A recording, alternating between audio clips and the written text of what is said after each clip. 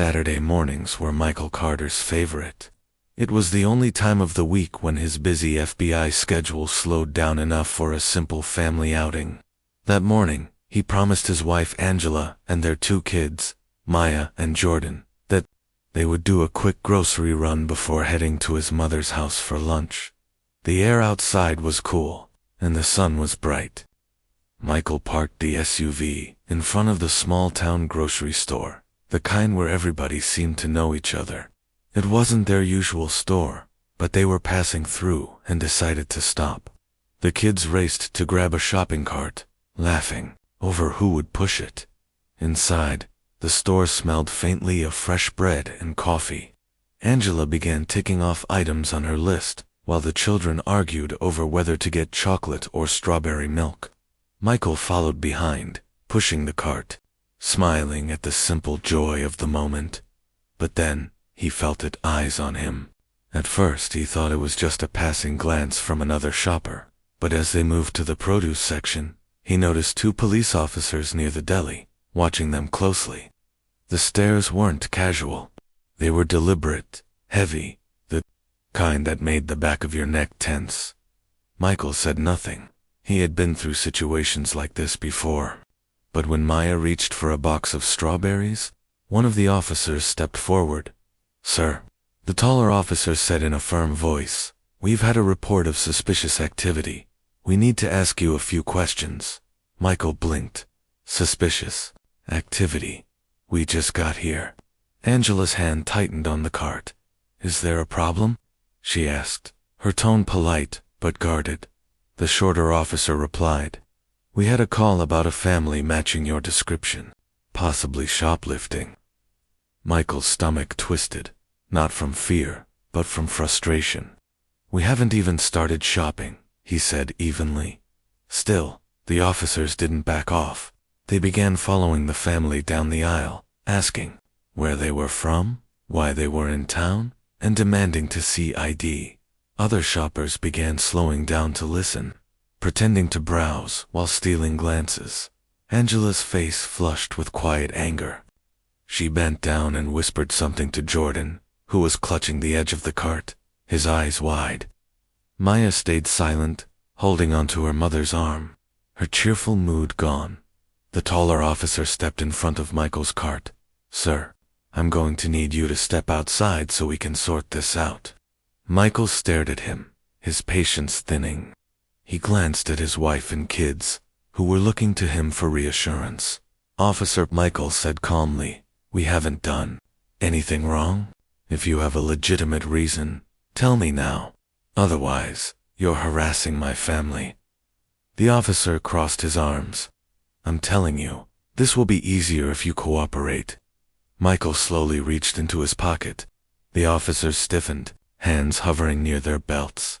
But instead of a wallet, Michael pulled out a small black leather case. He flipped it open. Inside was a gold badge that gleamed under the fluorescent lights. FBI, Special Agent Michael D. Carter. The shift in the officers' faces was immediate. Their confidence faltered, their posture stiffened. Shoppers, who had been pretending to compare cereal brands, were now openly watching the scene. Michael's voice stayed calm, but it carried weight. "Officers, you just accused my family of theft without cause. You followed us through the store, questioned us in front of strangers, and scared my children. I know the law. Do you?"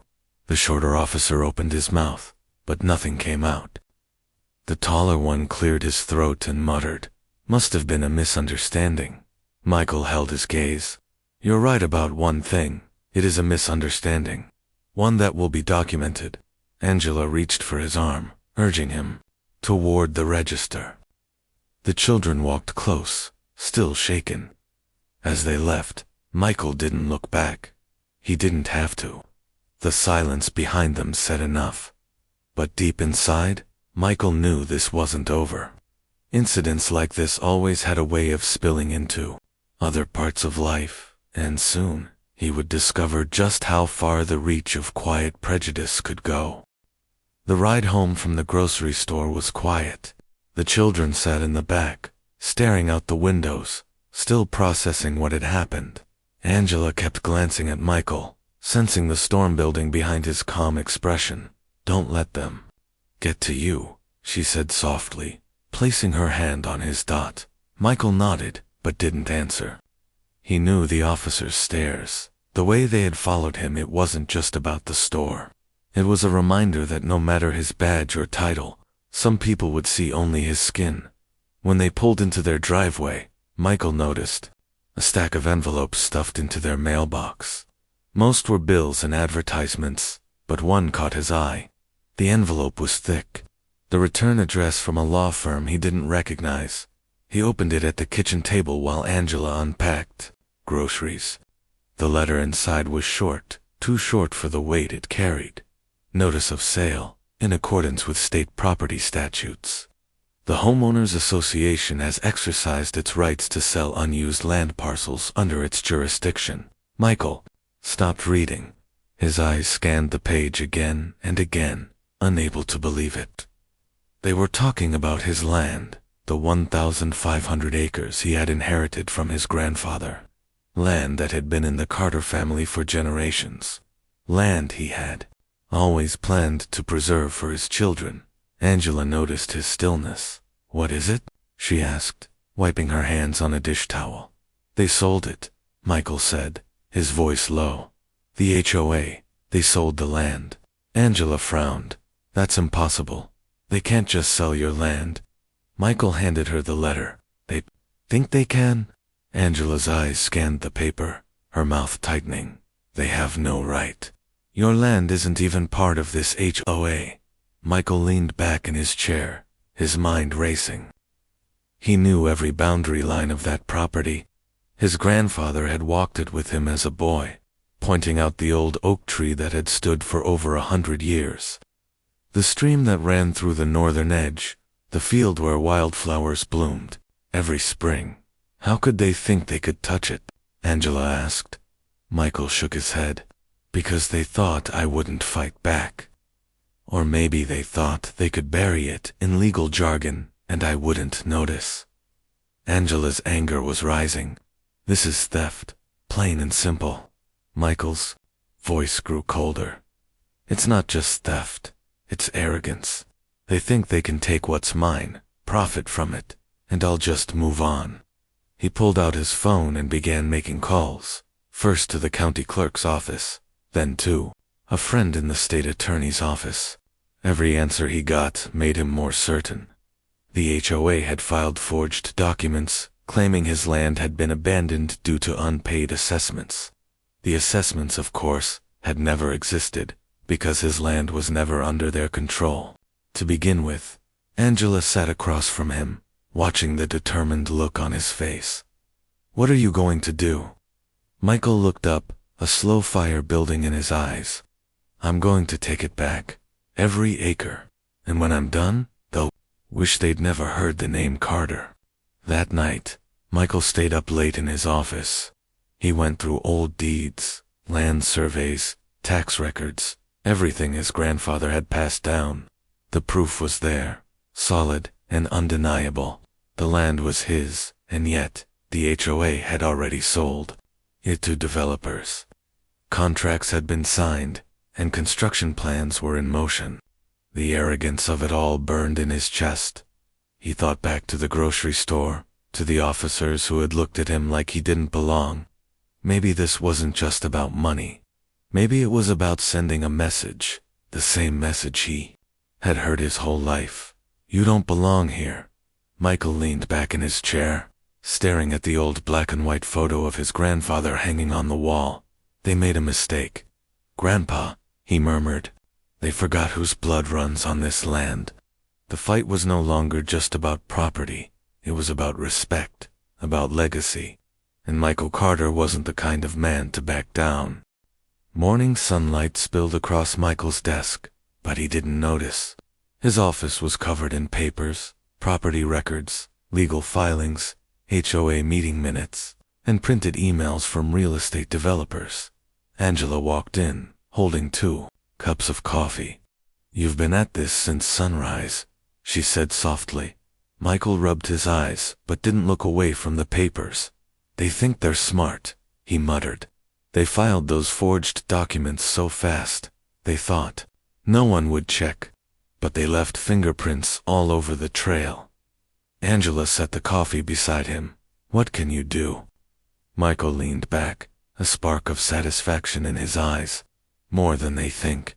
I'm not just going to get the land back. I'm going to make them regret touching it in the first place. Over the next week, Michael used every connection he had. He called a title attorney he trusted. He contacted the FBI's white-collar crime division, not as an agent on a case, but as a private citizen who knew the law better than most lawyers. He even met with a county judge, a former law school classmate, who pointed him toward a rarely used state statute. That statute was the key. It allowed the rightful owner of fraudulently sold property to seek damages, not only from the seller but from any organization that had benefited from the sale, including the HOA's common property. Michael began digging into the HOA's finances. That's when he found it, a quiet but shocking truth. Years earlier, the HOA had pooled ownership of all the houses in their subdivision under a corporate structure. It was meant for administrative efficiency, but legally, it meant that the HOA could sell those homes under certain conditions, if they were found liable for fraud. Angela's eyes widened when he explained. You mean? Michael's lips curved into a slow, deliberate smile. Yes. If I win, I could force the sale of their houses to pay damages. Legally. Angela stared at him, half shocked, half thrilled. That's ruthless. They were ruthless first, Michael replied. I'm just playing their game better. He filed the first lawsuit within days. The HOA president, a man named Richard Collins, tried to brush it off as a misunderstanding, but Michael wasn't playing for small settlements. He was asking for everything: the land returned, damages paid, legal fees covered, and an investigation into every board member who signed the forged paperwork. The HOA quickly lawyered up, thinking they could bury Michael in court delays. But this wasn't an ordinary homeowner. Every time they filed a motion, Michael countered with airtight legal arguments and evidence so strong the judge barely needed to deliberate. And then came the moment that shifted the balance completely.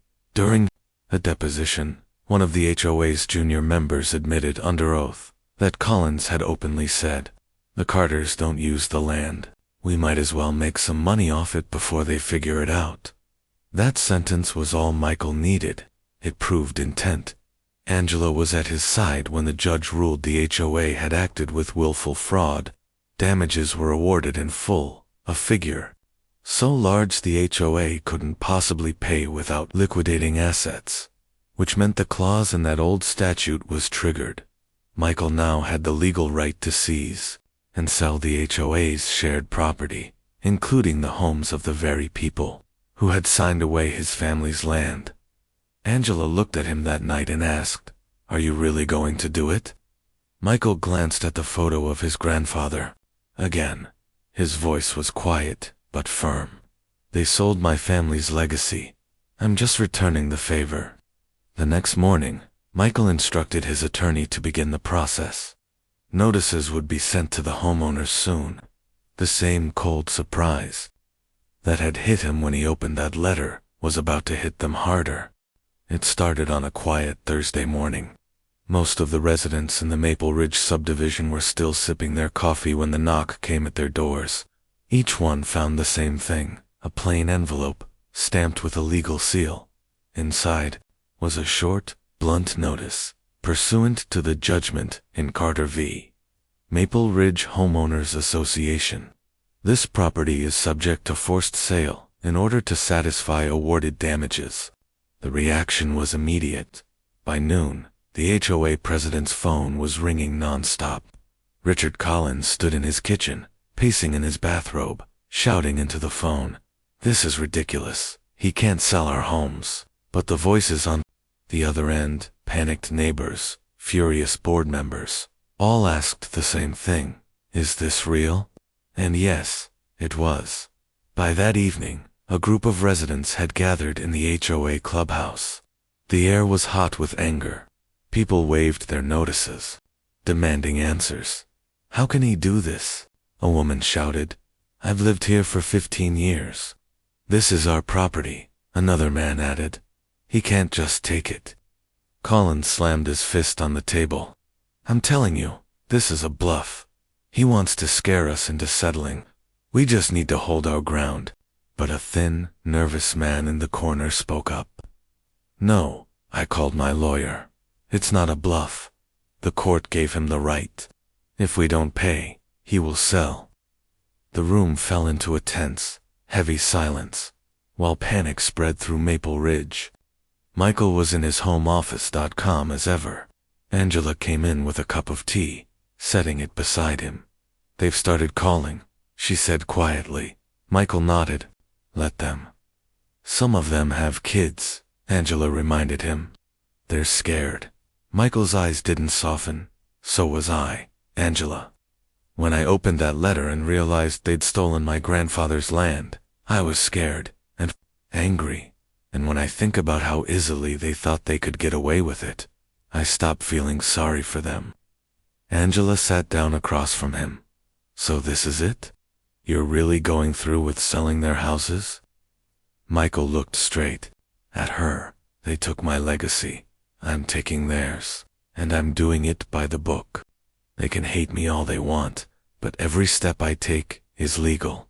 They can't say the same." 2 days later, the first 4 sale signs went up, not small, polite ones, but large. Bold notices placed by court order right in the front yards. Neighbors whispered, curtains twitched, and resentment thickened in the air. Some avoided Michael entirely, crossing the street when they saw him. Others tried to confront him. One afternoon, as Michael was leaving his driveway, a middle-aged man marched up to his car window. "You're ruining people's lives." The man spat. Michael met his glare without flinching. "So did your HOA. Bored when they stole my land. Actions have consequences." The man's face went red, but he had no comeback. That weekend, the local paper ran a front-page story. FBI agent wins landmark case against HOA homes to be sold. Reporters began showing up, eager to film interviews on the quiet suburban streets, now marked with court-ordered sale signs. The HOA board tried to spin the story, claiming they had acted in good faith. But the deposition transcript with Collins's words, "The Carters don't use the land. We might as well make some money off it," destroyed any sympathy they hoped for. Michael didn't gloat in public. He didn't need to. He let the process play out. Knowing each passing day brought him closer to reclaiming his land and closing this chapter for good. But deep down, he also knew this wasn't just about winning. It was about sending a message that no one, not even a powerful HOA, could strip a person of their heritage and walk away untouched. And in Maple Ridge, that message was loud and clear. The first home sold in less than 3 weeks. It was a 2-story brick house with white shutters, sitting at the corner of Oak Lane. The family inside had fought hard, calls to lawyers, petitions to the court, even a segment on local TV, but none of it changed the ruling. The sale was final. On the morning the moving trucks arrived, the street was quiet, except for the rumble of engines and the scrape of furniture being carried out. Neighbors peeked from behind curtains, watching one of their own pack up a life they thought was permanent. Michael didn't watch from the sidewalk. He sat in his study with the blinds drawn, signing documents his attorney had sent over. The proceeds from the sale would go straight toward the judgment, every dollar bringing him closer to the full amount owed. Angela came in and set a folder on his desk. "That's one down," she said softly. Michael nodded. "It's not about the number. It's about what it means." The following week, 2 more for sale signs went up. One belonged to a board member who had voted for the forged paperwork. Another belonged to a family that had cheered when the HOA announced the land sale at a private meeting. Now, their laughter was gone. Some residents began knocking on Michael's door, pleading for leniency. One woman stood in his driveway with tears in her eyes, explaining that she hadn't known what the board was doing. "I believe you," Michael said quietly, "but I can't change the court order. This is bigger than me now. The law has to run its course." Her shoulders sagged, and she walked away without another word. Angela watched from the window. "You don't enjoy this?" she said. Michael shook his head. "No, but my grandfather's land is worth more than comfort. It's worth more than avoiding hard truths." 3 months after the first sale, Michael got the call he had been waiting for. His attorney's voice carried a note of triumph. "We've recovered enough to repurchase the 1,500 acres. The deed can be in your name again by next week." For a moment, Michael said nothing. His throat tightened. "Thank you," he finally replied. When he told Angela, she smiled through misty eyes. "Your grandfather would be proud." The following Saturday, Michael drove out to the edge of the property. The land stretched as far as he could see, rolling fields, the silver thread of the stream, and the old oak tree standing tall like it had been waiting for him. He stepped out of the truck and walked slowly across the grass. His boots sank slightly into the soft earth, each step stirring memories of childhood summers spent here. He remembered his grandfather's deep laugh, the smell of campfire smoke, and the way he'd always say, "Land isn't just dirt, boy. It's memory. It's blood." Michael stopped under the oak tree and placed his hand against the bark. The rough surface was warm from the sun. "They thought they could take this from us," he murmured. But they were wrong. He stayed there for a long time, listening to the quiet hum of the wind in the branches. For the first time in months, he felt something settle in his chest. Not just victory, but peace. Back in Maple Ridge, the HOA was falling apart. Board members had resigned. Lawsuits were piling up from residents, who blamed the leadership for their losses. The once proud subdivision now carried a reputation no realtor could polish. Michael didn't visit. He didn't need to. His fight was never about watching them crumble. It was about standing where he stood now, on his own land, unbroken, with his family's legacy intact. And as the sun dipped low over the fields, Michael Carter finally let himself smile. The battle was over, and he had won, not with anger, but with the unshakable weight of the truth. News of Michael's victory didn't stay local for long. Within weeks, the story spread online. An FBI agent who had been humiliated at a grocery store, only to uncover a bigger injustice and bring down a corrupt HOA. Social media called him the man who sold the HOA's homes. Some people celebrated him as a hero. Others called him ruthless. Michael didn't care about either label. He knew the truth. It wasn't about revenge. It was about protecting what was his and proving that the law worked when you used it, right? But the victory didn't erase the emotional weight his family carried. One evening, Michael found Maya in her room, staring at the same pair of shoes she'd been wearing the day at the grocery store. "You okay, kiddo?" he asked gently. She looked up, her voice small. "Why did those police think we were stealing?" Michael sat on the edge of her bed. Sometimes, people judge others without knowing them. They see what they want to see, not what's real. Maya frowned. "But you showed them your badge. Shouldn't that have made them stop?" Michael smiled sadly. Sometimes, even a badge isn't enough to change someone's mind. But you know what is. Standing up for yourself, no matter how hard it is. She nodded slowly, her little hands gripping the blanket. Angela was dealing with her own mix of emotions. She was proud of Michael, but the entire ordeal had left her wary of neighbors, strangers, and even local officials. "Do you ever think," she asked one night as they washed dishes, "that all of this started with that day at the grocery store?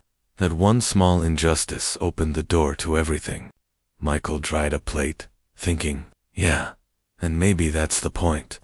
We don't always see the big fight coming, but we recognize the moment we have to start swinging. Angela smiled faintly at his choice of words. Swinging with paperwork. Apparently, Best weapon there is, he replied. Meanwhile, Maple Ridge had changed forever. Without the HOA board, the neighborhood was in disarray. Some homes sat empty after the sales, while others were purchased by families who had heard the story and wanted nothing to do with HOA politics.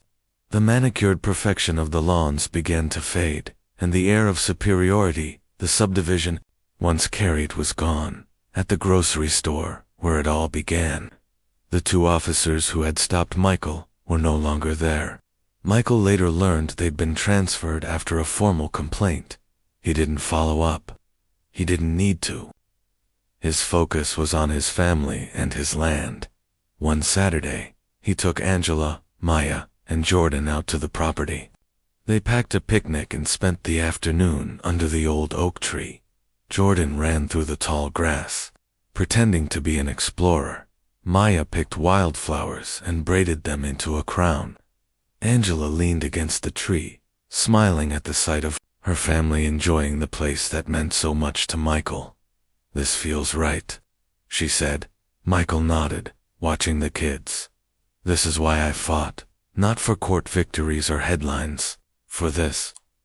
As the sun began to set, Michael felt something, deep in his chest, not pride, not anger, but a quiet certainty that his grandfather's words were true. Land isn't just dirt, it's memory, it's blood. That night, back at home, Michael stood in his office, looking at the framed deed to the property hanging on the wall. The paper was just ink and signatures, but to him, it was the proof of a promise kept.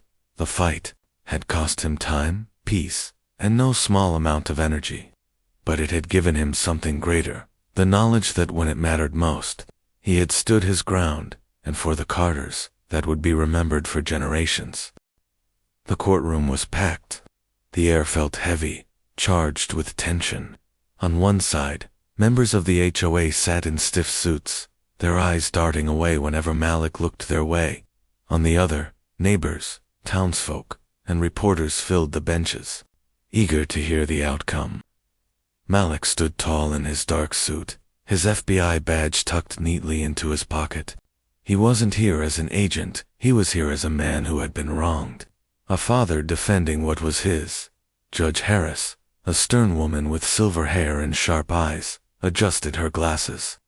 Mr. Carter, she began, you may present your final statement.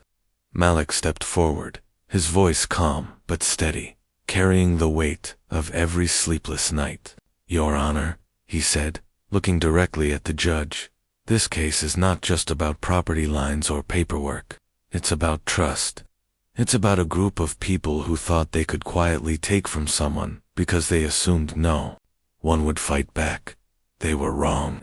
He paused, letting the silence fill the room. The HOA illegally sold land that had been in my family for generations. My grandfather bled into that soil. My parents worked it under the hot sun, and they tried to erase that history as if it meant nothing. His jaw tightened. I used the law. The same law they thought would protect them, to ensure every single wrong they did was made right. The HOA's lawyer shifted uncomfortably, flipping through papers that could no longer save them. The evidence was too strong, fraudulent. Signatures, fake meeting minutes, secret backroom deals. Malik had laid it all bare. Judge Harris leaned forward. The court rules in favor of Mr. Carter. The sale of the 1,500 acres is null and void. The land will be restored to his name. Additionally, the sale of the HOA's properties to Mr. Carter was legal and binding. They have 30 days to vacate. Gasps erupted in the room. The HOA president's face turned pale. Some of them began whispering frantically, but it was useless. The gavel came down, justice was final. Outside the courthouse, reporters swarmed Malik, microphones were shoved in his face, cameras flashing. One reporter shouted, Mr. Carter, how does it feel to have beaten the HOA at their own game? Malik looked straight at the cameras. It's not about beating anyone. It's about standing up for yourself, even when the odds are stacked against you. They thought they could take what was mine because they saw a black man and assumed I'd stay quiet. I didn't. His wife Renee stepped forward, slipping her hand into his. Tears welled in her eyes, but this time they were from relief. His daughter clung to his other side, her small voice whispering, "Daddy, we got it back."